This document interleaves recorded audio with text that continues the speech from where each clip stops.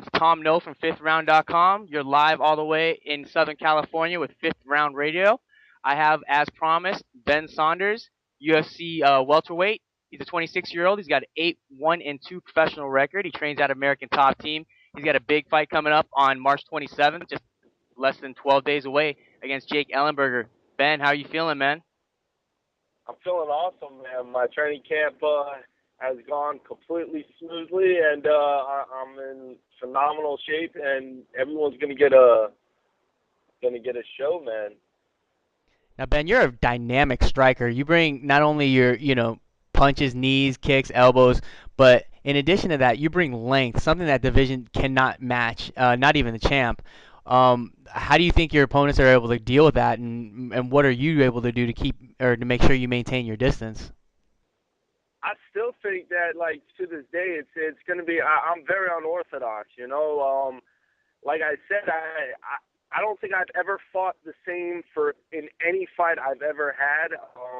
And that doesn't just come down to, me getting better as a fighter and evolving with the sport. It also comes down to, like we talked earlier, my Jeet Kune Do background, man. Considering the situation, the kind of fighter that I'm fighting, and how they attack me is how I'm going to either defend, counterattack, or come at them.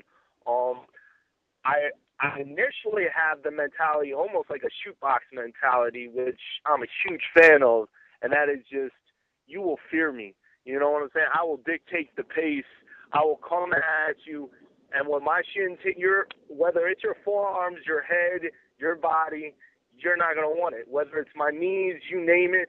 I get a sadistic smile most of the time because I love the idea that when I'm out there, man, I don't have shin guards on anymore.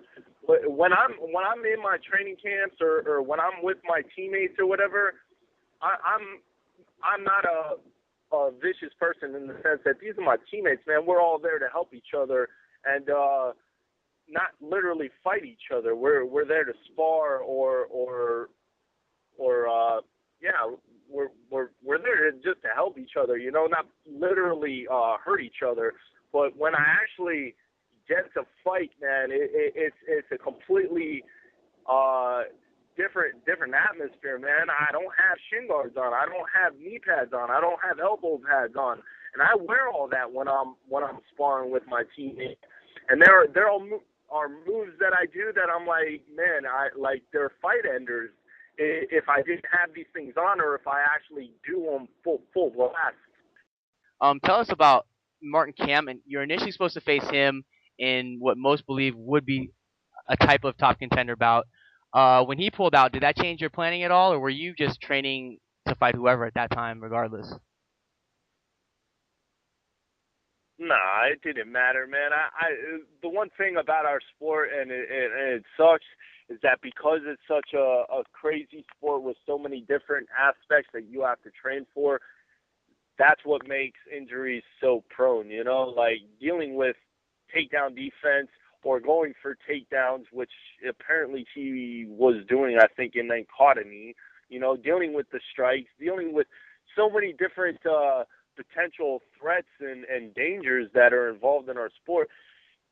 Injuries are all the time, you know what I'm saying? The only thing we can hope for is that they're not serious or career-ending. That's the only thing we can ever hope for as a mixed martial artist. Whether we're training for a fight or it's off-season, that's all we can ever hope for. As far as the opponent getting changed or whatever, no, it doesn't matter to me at all, man. I'm prepared for. I've created my style to be able to win no matter where the fight's held, whether it's off my back, in the clinch, against the cage, on top, or starting in the standing position. I'm capable of winning by any means necessary, and it doesn't matter who they give me. Stylistically, Jake Ellenberger is going to have better wrestling than Martin Kampmann. Jake Ellenberger probably has heavier hands than Martin Kampmann, but Martin Kampmann has the more technical striking. Martin Kampmann probably had the more technical submissions. So stylistically, yeah, it is kind of a different matchup, but it wouldn't matter either way. I'm just happy that they got me a fight, and I still get to fight, in New Jersey on that card. And Ellenberger is an up and comer that for those that don't know who he is, he is going to probably make a splash in the sport and make a name for himself. Unfortunately, I don't believe that's going to be on March 27th.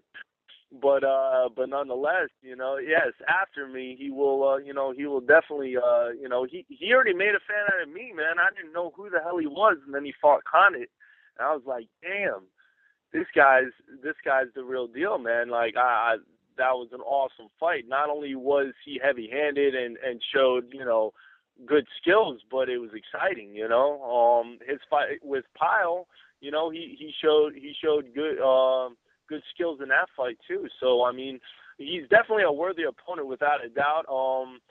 I think he's definitely, he might not have the name, but skill and credentials and experience-wise, he's right there with Campman. It's just unfortunate because if I did beat Campman, I would probably be considered top 10 in the world, and now I'm not. So that's the only downfall. It's pretty much been determined that the winner of the John Fitch and Thiago Alves fight later in that card, UFC 111, that you're going to be on, is going to get next shot at the winner of the GSP Hardy fight. Talk to us about that Josh Koscheck and Paul Daly matchup scheduled for UFC 113 and how that's going to impact the division. I don't even know, man, because there's the winner of that fight, which I obviously believe Thiago's going to knock Fitch out. And then there's, if Kaz does beat Daly, then, it's like, man, okay, we got Fitch, Thiago, and Koscheck all trying to be that number one contender. And, it's a crazy mix, man. I really don't know. And on top of that, GSP, if he beats Hardy, he's already beat all three of them. So then it comes down to marketing. It comes down to, what's actually going to sell a pay-per-view with a rematch of GSP versus one of those guys. Like it's a crazy situation, man. I would love, to work my way up and eventually get in that mix, Ellenberger's got 27 scraps under his belt. Tell us what aspects of his game present the biggest threats to yours. I mean, he's heavy-handed, man. That's there's only two things that I guess I really feel that I might have to worry about, and that is, one, he's heavy-handed, but I've never in my entire life have ever minded getting punched in the face. And I really don't think that's going to be a big deal. I think Condit didn't really know who he was and maybe took him lightly or whatever, but I won't. So you're definitely, I don't think, going to be seeing a remake of that fight. And,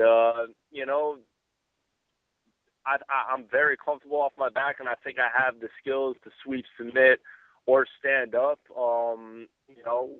If he does take me down, I'd say the only thing I would have to worry about is maybe a possible boring lay and pray decision somehow. Right. All right, well, I don't want to take up any more of your time. I know you're busy at work. Give a shout out to your fans and let them know what's going to happen at UFC 111. Just want to say what's up to all you guys. This is Ben Killer B. Saunders. Make sure to watch UFC 111 March 27th, and you will either see me knock out TKO or possibly take Jake Ellenberger's arm home with me. And if you want, you can follow me on Twitter at Ben Saunders UFC. I'm also on Facebook /JKD Warrior, and my new website, which is still under construction, but that's the name of the game when it comes to websites, is bensaundersufc.com. Awesome. Thanks so much for coming on the show, Ben. Best of luck. We'll be supporting you, and hope to talk to you soon. FifthRound.com. Give us a second. We'll be right back. Fifth Round Radio, only on FifthRound.com.